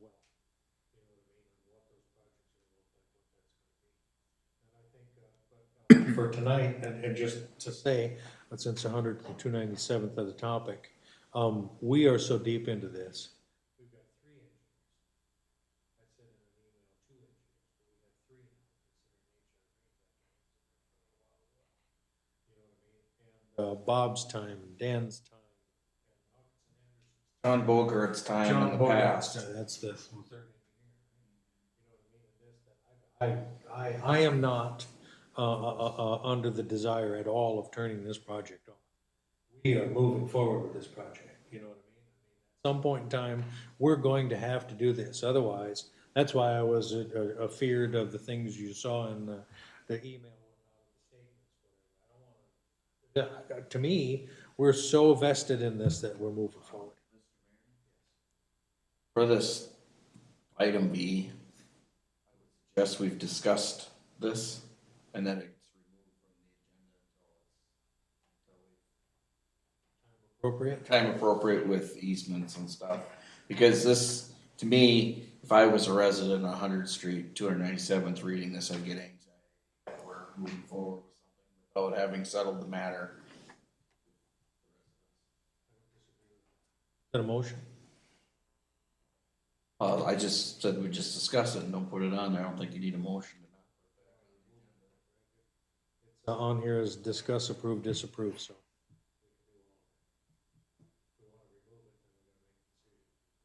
I'm fine with removing it because we don't know. I mean, I've spoken my piece, so you guys know where I stand, but I'm only one person, so. Okay, I'll make a motion to remove this from future agendas until it's time appropriate. Is there a second? I'll second it, yeah. Further discussion? Hearing none, all those in favor, signify by saying aye. Aye. Opposed, same sign. Motion carries. All right, schedule cleanup day. Yeah, so, we, was this from the county, right? Yep, I'm trying. The Livonia's, Jim's Mille Lacs says we get a discount savings if we team up with Livonia, cleanup day, and theirs is May 2nd. So savings would be hourly rate of $150, go directly for that, so, May 2nd. Did they, so Livonia's doing theirs with Mille Lacs now? Did Mille Lacs do Livonia's this year? Or the last? I would assume so, because they said it'd be, cost savings if they, have Livonia and ours on the same day. Because Livonia is in charge of the dump, and so that if the dump is open, Jim's doesn't have to go back to Malacca, wait until Monday for the dump to be open. If we do our cleanup day the same day as Livonia, it's quite a cost benefit that they could just go from here straight to the dump. Well, it seems like this year we did the first Saturday in May. It sounds like the first Saturday. Yeah. It's a good weekend. It's not fishing opener or Mother's Day weekend. No, I'm just wondering how. This, that we can That determine answers my we can determine what time frame because it's so early, it's, but just a date, just to give them a date. Okay, So I'll make a motion to have it May 2nd then. Second? Motion is second. Any further discussion? Hearing none, all those in favor, signify by saying aye. Aye. Opposed, same sign. Motion carries. All right, discuss microsurfacing. Yes, so this is a topic I've been doing some research on. I even brought some samples, if you want to pass them, if you guys want to see them. What road did you go and scavenge to get those? Swanson Road, no, I was kidding. I know you didn't do Swanson Road because that's not been touched since it They was. were peeling it off by hand on the Stillwater Bridge, the new bridge. So, with this, we discussed doing, Sam reached out to me on, July 25th to discuss this, to do a mile of road. And basically, I asked what the charge would be, because he wanted to do additional roads, and I don't have a problem doing the additional roads, but basically the cost, I think, for $2,500, this was Credit River. It's basically, they already had a plan, and they're gonna charge us $2,500. And in that bid, I didn't see anything about the, aggregate, specs in there, what he sent out, because, you got crushed limestone, trap rock, granite, crushed granite, I didn't see that specs in there, and then there was no binder emulsion in there, like most of them go with the MDOT specs. So, for me, I think this is only a mile, or if we do this other, besides the main road, we're not doing the roller rink or Mars, but those other roads, that go around by your place and, over there, that would be almost 2 miles of road. So I think for 1 or 2 miles of roads, I think we can handle that. Most of these contractors know. Actually, I've got, sheets, templates, that they use. And I think also one thing that's always not in there is I seen unit pricing. We get better pricing if it's lump sum for material instead of unit pricing. So me personally, I would like to bring it in-house to do this, just a mile or two. If it's a bigger project, like 10 miles or 15 or something like that, I do see it, probably a little bit more involved, but for a mile or two of roads, I think there's like, a couple that do this. We can get it in-house. And just so you're aware of, the darker granite is better, but it is more expensive, and that comes out of Dresser, Wisconsin. So you're gonna have to pay for shipping. Most of them go out of the St. Cloud, so if you do this, you know how Wisconsin kinda has like the reddish roads? That's what eventually this will lead to, the color when I'm doing my research. So I will be quiet. I don't have a problem doing the other roads, because I think this is gonna entail no more than 100,000, given that, given what we have for, per mile. So with that, I think we only need 2 quotes, but I know there's a couple vendors that do this, contractors that know what they're doing. So for me, I would like to handle it in-house and save the money, and then give them what kind of rock aggregate specs do we want. Most people don't use crushed limestone. It's mainly, the granite. So, and then I can work with Public Works in this like we did for the parking lots, and then some of the, seal coating, projects that we did, and just put a map. That's just my 2 cents. I don't know how you guys, I'll be quiet, sorry.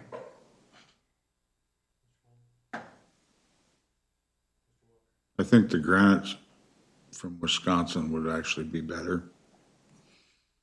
That way your roads aren't gonna discolor and stuff over a short period of time. It is more though. Yeah, So it does bind better, I heard, but it's, it comes out. it lasts longer too with, Yeah, it does. rather than the limestone. That limestone won't last as long. And then another question is, do you want to entail the roads, that you mentioned, like around I talked with Sam some on that, and, since I wasn't in on the ground floor of your discussions with him, so I don't know if, 126th, 318th,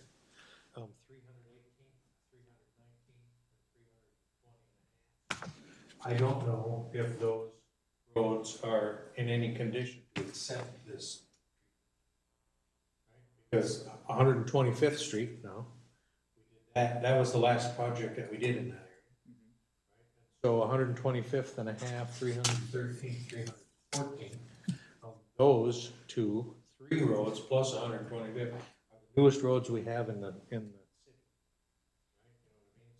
I don't know if this is something that's trying to take advantage of doing the maintenance that's required on them. But I can say that if we get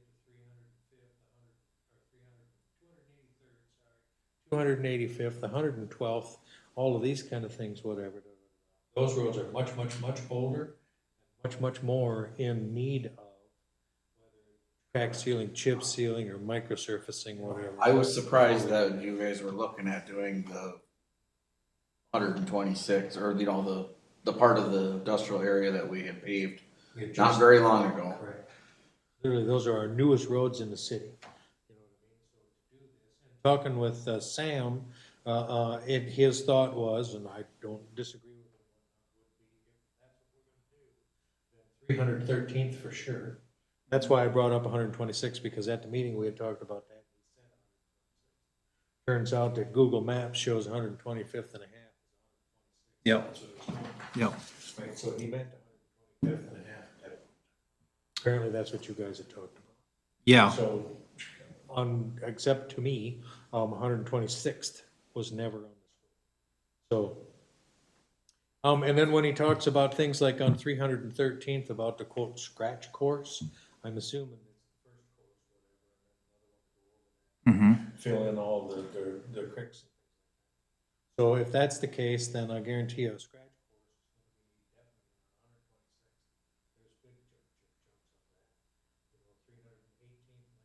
course. And 320th on the north end of it there, whatever. That road was so bad. When we did 125th Street, we actually went in 50, 75, 100. a ways into 320th and a half, because that was so deteriorated, whatever.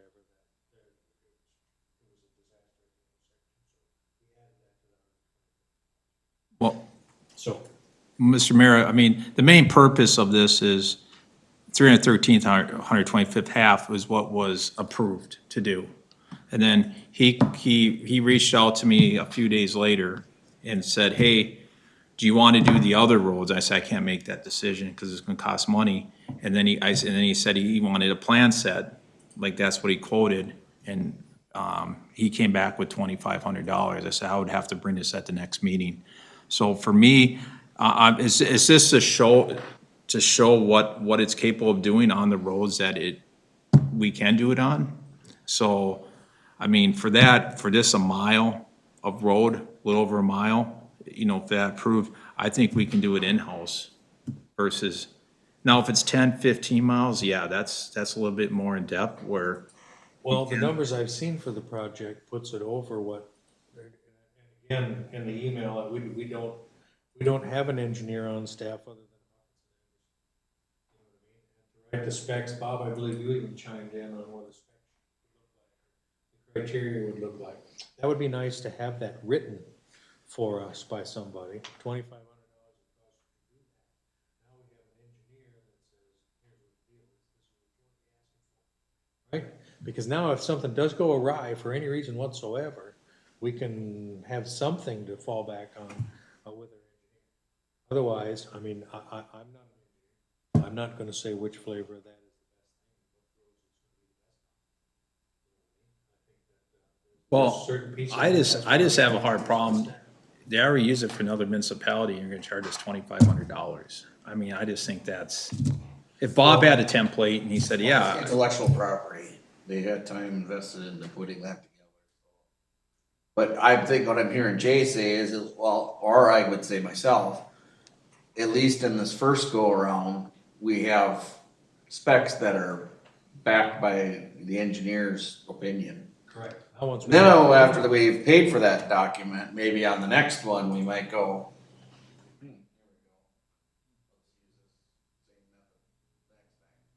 don't have to have him prepare something like we did this time. Well, in that, I didn't see any of the aggregated specs in there. Or Did you the ask him binder. about it? No, I didn't, because I figure if he's gonna give us a proposal, I'm gonna give somebody a proposal, I'm gonna put that in there.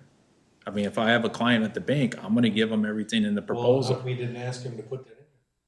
Well, if he's gonna charge us $2,500, and then I would ask him also about the lump sum versus the unit price, because unit, you're gonna be paying way more money than lump sum.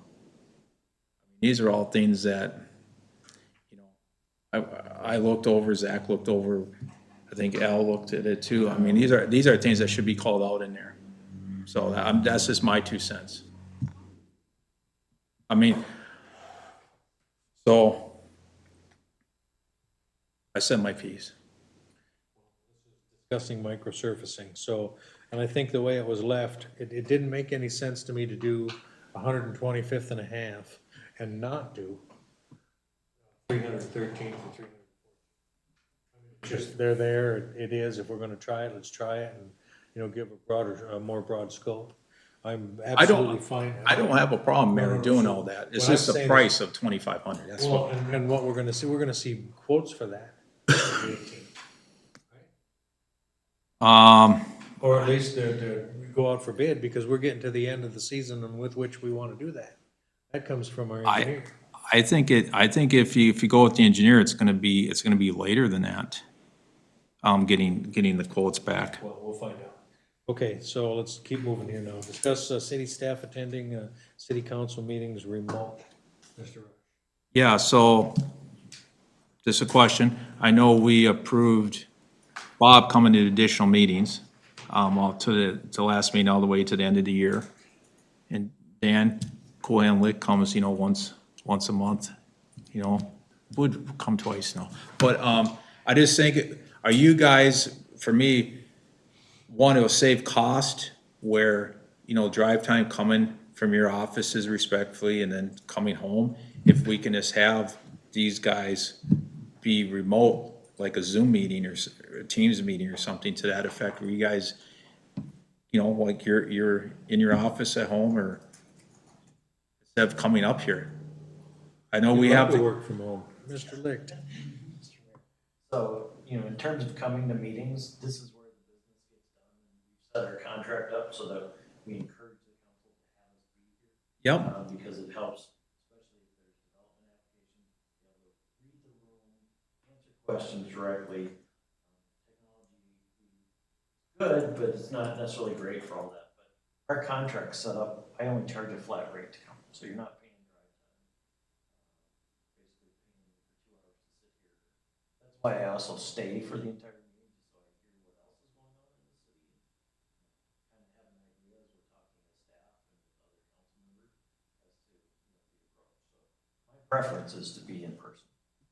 Okay. Unless there's extraordinary circumstances that, I don't necessarily need to be here to present something, but I can be online. Bob, I've done it both ways for different communities. I find that a lot of times their technology, you guys have just updated all of your technology, but I find a lot of times it's difficult. Things don't always work like you're supposed to. I also find that it's difficult where I find myself yelling to get the attention of the mayor or the chairman of the town board to try and stop something when they're gonna go and do something. It's difficult to be here and listen to what you guys are saying, because it depends on whether you're talking into the mic or not, whether I can even hear. Usually, that's sometimes a problem. So I've done it both ways. I'll defer to the council on what you guys want to do. I don't have a problem with it. But I do find that sometimes technology doesn't cooperate, and also I find it's difficult to track the discussions about it, because you guys do have banter back and forth. It also helps me kind of read the room about where you want to go and where issues that I may need to jump in. And in the past, I have jumped in, you know, where necessary. So again, it's up to you guys. And we're not. Table talk.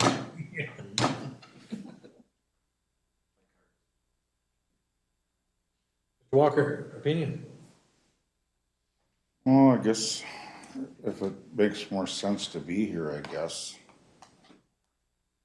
Then you got a one-on-one instead of, maybe if you're on the screen there, maybe you lose connection for a little bit too. I think, what is it just gonna be, are we gonna cut back to just once a month then? no. No, the proposal was just to see if we can save costs and save their time coming, driving, you know, coming in. We How can about have, Zach? huh? We have Zach do it from home, we try that out with him. Just trying to, just look at saving costs. I would. Mr. Holman, any Yeah, further opinion? I do what Mr. you're saying, Rich, when I said that. but Sorry. anyways. Lord, I apologize. Based on what Dan and Bob have said, I would agree with them that, especially let's say Bob was on, there's, you know, you'd have to focus energy on the topic, you know, okay, Bob, tell us about this, whatever, but it's so much easier when he's here to just, you know, sometimes I might have, like with Dan earlier, I had something I pointed out, I was able to just slide it over to him, and we've addressed it without making a stop and everything, or, you know, trying to get his attention on the screen. I mean, I think it works better in person. I look back at approximately a year ago, we had our auditor do a presentation via Zoom for our yearly audit. And that was a disaster because we had equipment troubles as well and reception problems and things like that, whatever. We couldn't interact very well. That was a hard thing. And I would really say it would be very difficult tonight, as an example.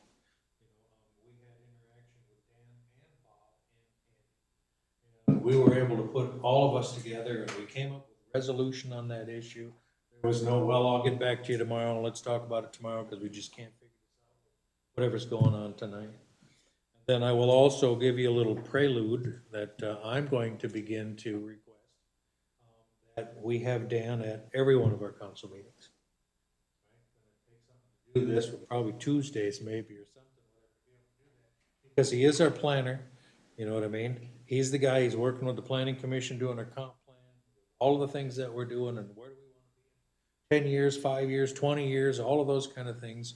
Reading the room, as they have both said, whatever, da, da, da, da.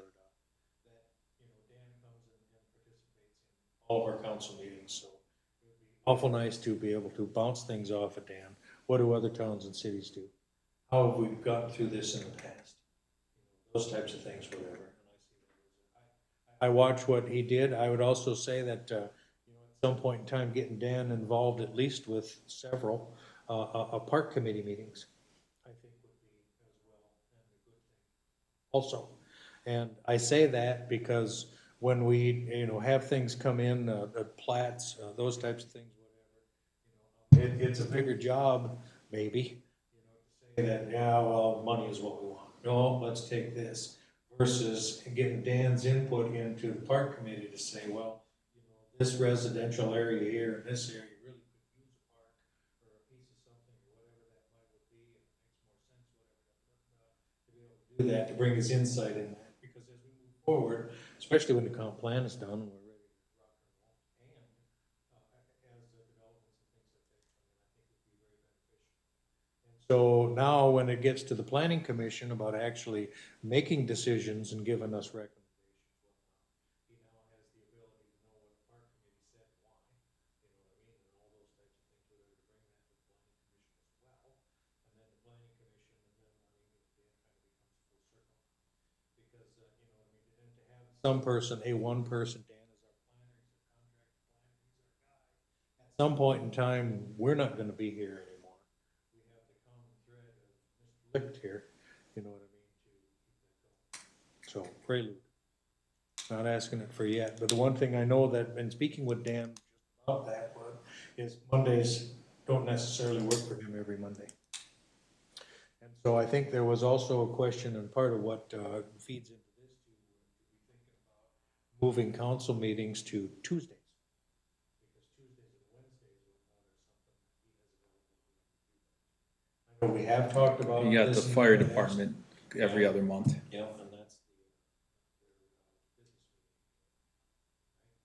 more discussions need to be had about all of that.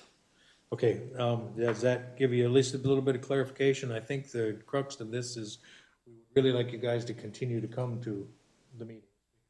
Because one-on-one, you know, is an absolute essential, especially for Dan, in the ones where we're talking about zoning issues. No, I just brought it up for discussion, so. Cool. All right, discuss schedule workshop with vendors, Mr. Rush. Yeah, so this one, this is where I just like to get vendors together to have it like, you know, for your compliant letters. If staff could send those out, you know, stuff like that, that we can streamline, you know, efficiencies where, you know, I know we got a lot of complaints for a city. Stream stuff like that, you know, meet with Andy Schrader, look where staff can help, like maybe letters with road easements and stuff like that. Just to meet with the vendors to get how we can streamline and be more efficient in our processes where staff can help. Where, you know, sometimes, you know, you draft a letter, they send it, whatever, stuff like that, just to get together. Just to clarify, what you're talking about is kind of what happened tonight. You'd like to have a workshop in a more informal setting with Dan, myself, and Andy, your primary. Yep. And maybe Sam to a certain extent if need be, but you want to have a discussion like what happened tonight about processes, who's going to handle it, how many letters. Yeah, this is streamline stuff, you know, because I know, like, I'm not picking on you or nothing, but, you know, with the complaints.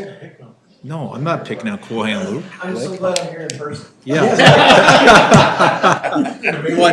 But maybe, you know, like the staff, you know, Joan and Kayla can send those letters out. You know, they have them, you looked over them, boom, they can send them out. You know, like we have all these, you know, winter time, you have cars parking, the parking ordinances, stuff like that. I'm just looking like, you know, where can staff, if they have the time, to alleviate some of these stuff, to streamline these processes Or, quicker. I guess I'm confused. Are you talking about, once we write a letter, you want not to go to my secretary to mail out, but to go to Joan to mail it? Or are you looking for a template letter? Template. That could be Stuff like sent in that? And that, I don't know that we need a workshop on that. I think or maybe we do, just to identify common things that you routine, because I don't know all the stuff on compliance stuff and everything. So maybe that would be a informal meeting to have, okay, identify what are the common things that you're writing letters on. I mean, clearly, the dog letter that I wrote got their attention, and looks like another dog's leaving town, you know? And so they do have some benefit, and I don't mind helping put together a template for some common issues that's maybe staff could then automatically know that they could send out, and they know they were right in the law, and they just have to hopefully get their attention. I think basically we could streamline it. For example, the step one letter is the first letter. We got a complaint, here's what the issue is. Staff handles the right of way. Yep. Walls and stuff, so. I'm just looking where you guys are feeling the pinch. Right. You know, that can alleviate some of that work, so you can work on, you know, bigger and better things. That's all I'm looking. You just have to let me know what you'd like, and I can work with your staff to, you know, Dan, Andy, Joan, and any of you to put that together. I have no problem with that. I get that all the time from various cities and towns that we work with. You know, they want to standardize sort of letter that they can use sort of for that first initial contact. Mayor, maybe the first step would be is staff just can discuss internally and we can bring it back. Yeah, that works. You know, this is how we're gonna divide some of these things up. Yep. To make sure that Joan and Kayla have. And I think it would be nice too, even with Andy's, you know, charge, because like I said, I think it takes him a lot more time. I mean, have you seen the letters that he writes, you know? They're huge, you know, they're very long. You have a sample of that. But maybe as we go forward, that would be something that we could help, you know, assist with too, to eliminate some of them expenses. Go ahead.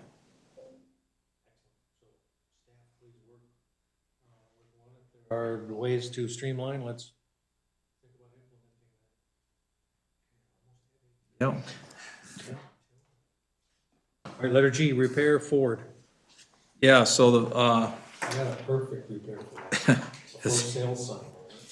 well, it's a 2008, so last year, we put, exhaust manifold on it, and we put wheel bearings. So now, the AC evaporated coil's bad, tie rod ends, it needs alignment, brake rotors, and they have to take the whole dash off, so it's more labor intense, to do that. So I just got the quote from, Cornerstone Auto, and it's, 10% less that payment for commercial. Tax comes off at the end, so you're looking at, take the tax off that. 4365.49. Yep. So I thought I would put this on there so it doesn't delay it till the next meeting, for 2 weeks for them. If they can get it in, they can get it in soon, right away. Motion to approve that and bring it over right away. And then we have, yes, and then we also can discuss about what we're gonna do with this continued truck. I don't have a problem with that, but, so I'll make a motion to approve it. All right, is there a second? I'll second that. Motion and second, any further discussion? Hearing none, all those in favor signify by saying aye. Aye. Opposed, the same sign. Motion carries. All right, the announcements. Special city council budget meeting is Wednesday, August 13th. Baldwin Fun Fest is Saturday, August 16th from 11 to 3. Baldwin Fire Dance is Saturday, August 16th, starting at 8 p.m. And the Rock Gods are gonna be the band. Bob, you gotta come and listen to the Rock Gods. And then, letter D's, next city council meeting will be Monday, August 18th. Is there any other business? Yeah, just a quick thing about the wetland. I forgot, Mr. Mayor, about the wetland. Hawkes and Anderson reviews our wetlands. So, I just want to know this is for Young Park, you know, what, we had more engineering doing for the wetlands there. So we would just, cover that cost of Hawkes and Anderson. The city would. Towards the grant? No, what we approved them to do all the wetland. Yeah. So there's also a cost, a wetland application fee and escrow that we have to put down for that. Mr. Licht, yeah, I was. Doesn't have to charge themselves that. Yeah, so that's what I was to say, just so you're aware of it. Yeah, I'm like, what? First of all, we have the maintenance guy, whatnot, as the applicant, and then we have your signature on. Yeah, all of those things as well. Yeah, I Shouldn't signed be it. You all the way around. You Yes. should be the applicant. Yes, I don't know why they had Zach on No, I there. don't either. That doesn't make any sense to me. I totally agree with you there. That's why I signed it, so. But I just wanted you guys to be aware, So we so. need to approve not charging ourselves. Is that what the case is? Sure. Saving your money. I'll make a motion, not charge Not ourselves. charge. All right, Al's that a second? Yeah, that's a second. Second, any further discussion? Hearing none, all those in favor signify by saying aye. Aye. Opposed, the same side. Motion carries. Mr. Holm. I got two quick items. Bob, how's that annexation come along? Do you have any Actually- conversations with Princeton? I did not have a conversation with Princeton. I played phone tag with the gentleman, but he did call me back. He says, I've got it. He said that he left me a detailed voice message saying he thought that had merit, that he would like to see that happen. He was gonna bring that on put it on the agenda for his town board for this month's meeting, and then get back to me. And then he says, then we would have to have a discussion about the shared road agreement, because if that road now becomes kind of ours, what do we do about their road and, or what that other road?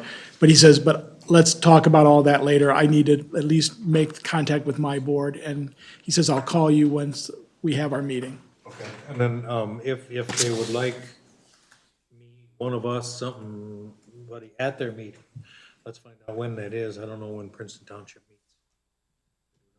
I can give him a call and, I don't know either. If we don't need to be, not a problem. If we need to be, I'm more than available to try and get there.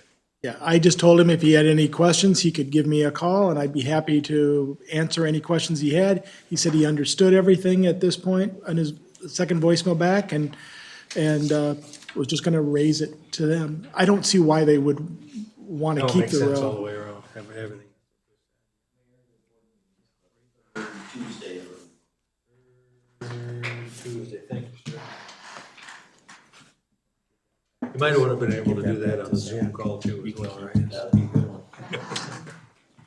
No, I mean, you would have found that for us on a Zoom call as well. Right, Another thing, Mr. I don't know if this happened since the last meeting or whatever, but you guys seen the email from Azure Davis with Rough Start. Yeah. And then I had asked Joan to have Jay, cause you seem to know more about the ongoing issue, because it's near your business. So you did draft a response to her. I had told her in person when I saw her in town, cause she says, well, who should I contact? I said, contact Joan. Joan will get you to anybody, to anything.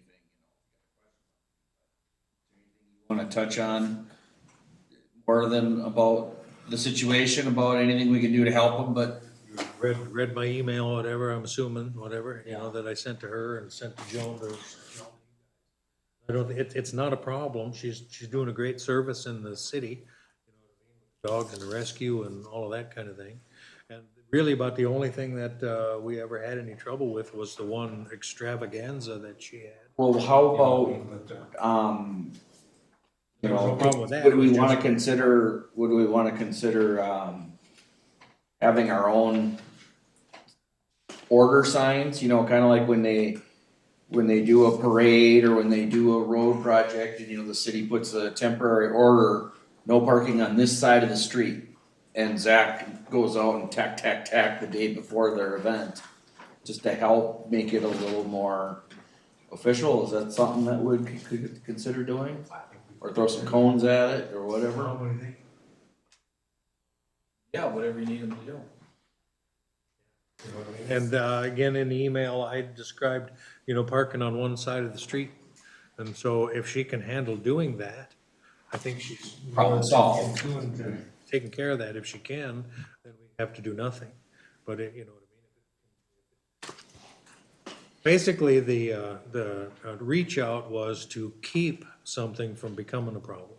I don't necessarily think it has been a problem, except for and I really don't know if she can't handle it, it won't be from a lack of her trying.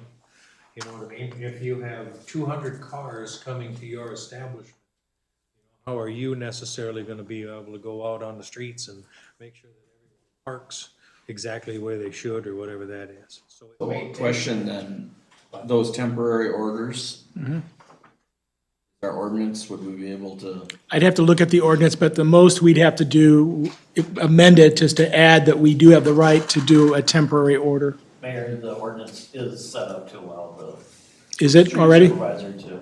Then you do have the right to do it. And So, going forward, allow her to do her next one on her own, and if she still struggles, I would suggest we take it another step by putting some temporary orders out to help guide the people to follow the instructions. But, I mean, in my opinion, that kind of event, she should have people invest with flags and. what event is this? But it's Rough Start Rescue is the name of the company, whatever, and she does a whole lot. I mean, they have 2 vans. They will go down to Texas and rescue a bunch of dogs. And Very well known. Yes. I mean, it's a phenomenal thing. It's just she's doing nothing wrong as far as we're concerned. But one particular Saturday, we went in there and there was cars everywhere throughout the entire commercial. Both sides area. of the street.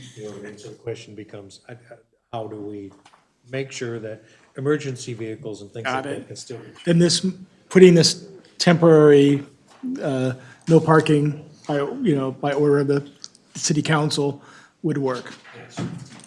Excellent. I agree with you, Mr. Holm, that if they're not listening to her when she's trying to do that as well. And I think she said in that email that she has an open house coming in September. I asked her in my email to give us that date so that we can just alert emergency services to have some kind of understanding Yeah, and,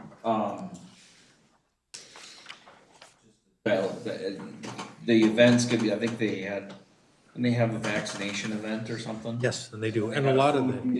Correct. There's all these different things that pop up. And I reiterated that, I mean, in the winter months, they don't have the big deal. But in the winter months now, even the parking, and she also added on to her parking lot.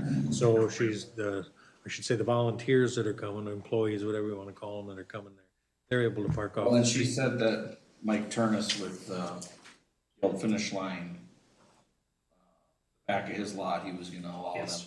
Yep. To help mitigate their own. So she's literally doing, in my opinion, everything.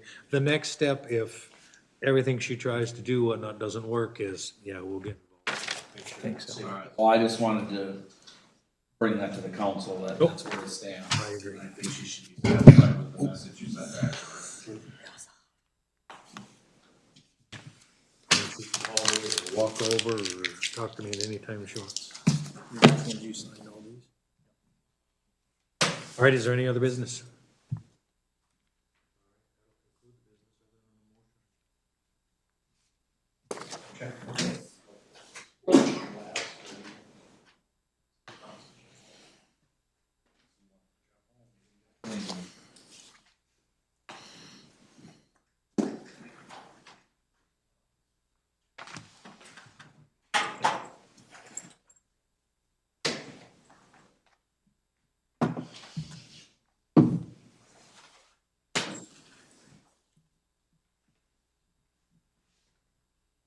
Come to the something shit Friday night. What was it? Celebrity bartenders. Who was it? Football booster.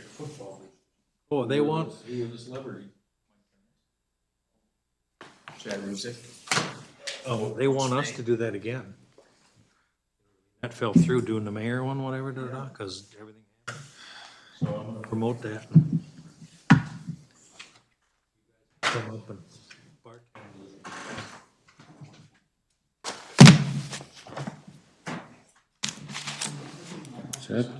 I think that's it. Yeah, those are the ones that Oh, it's right, already yeah, signed. those- okay.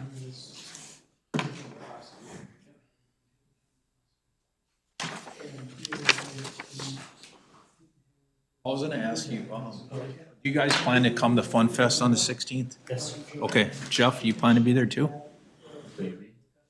Al, you're there on the 16th? I'll be there, yeah.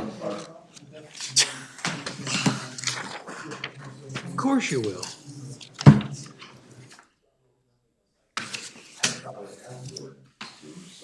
Yes, sir, I will be there. Jeff, were you home yesterday, or Saturday? Or you out of town? The racing, Yeah, I talked to Sergeant Wilson. was it crotch rockets or motorcycles or something?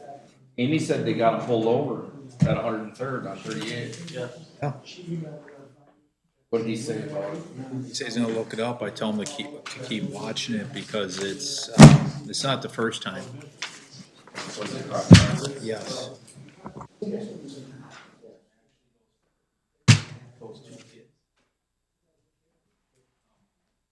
I went into town. Well, Cooper, because we're having a committee meeting. Okay. No, I signed that. Cause I could hear him from my house. Well, Amy figured, I was already gone. She told me about it. She figured somebody had to call in, way the sheriff whipped a Huey right at our driveway and pulled them over.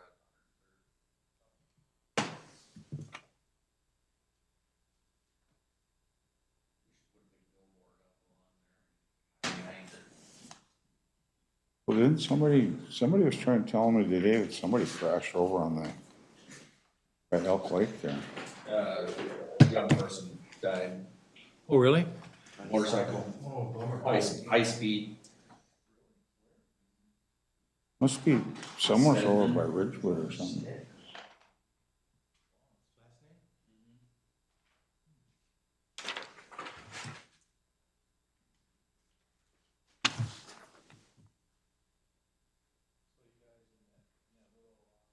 Maggie there, you guys can take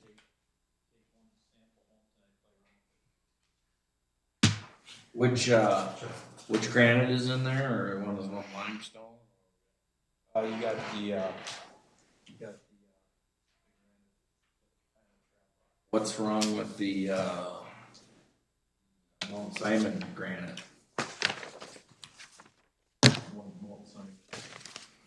Oh, yeah. I- They use it, but it turns red over Over time. a period of time, the road actually turns red. You know, like that, you know, like the Wisconsin, if you go in Wisconsin, you see a lot So you're gonna get something from Wisconsin that's not gonna turn red? Is that what you're saying? of. Well, It- that's it an won't. option if you. It's a different type of granite. Yeah, it's a darker granite, it binds better, it gives you more, longer quality of How lasting. does this other granite bind better, I'd like to know? Right up on. All right, need a motion to approve bills for payment. Check number 28782 to 28814 for $51,209.32. 4 EFT payments for $5,155.82 for a total of $56,365.14. That kind of, Motion is second. Any further discussion? Hearing none, all those in favor, signify by saying aye. I, Opposed, the same sign. Motion carries. Motion to adjourn. Any further discussion? Hearing none, all those in favor, signify by saying aye. Aye. Opposed, the same sign. Motion carries. We adjourned at 9:03. I would have had it, Tom. I would have had it at 8:30. Then you had to add all that other stuff on there.